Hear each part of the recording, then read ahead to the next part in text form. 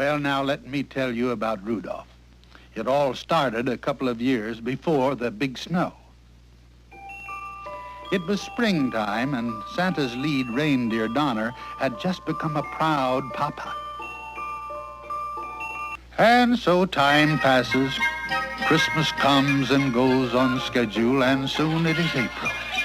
That's when all the new fawns come out with their folks to meet the other new fawns and to be inspected by Santa.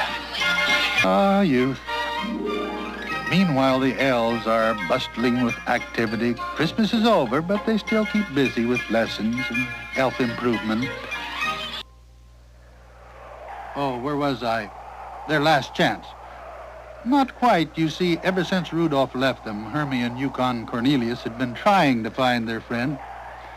Well, they arrived in Christmas Town just as the storm hit.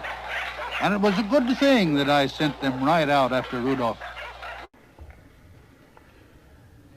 I'd like to thank the members of the Academy.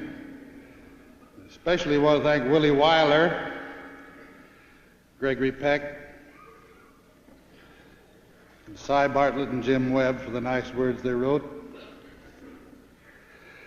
and all of the rest of the company and the crew of the Big Country.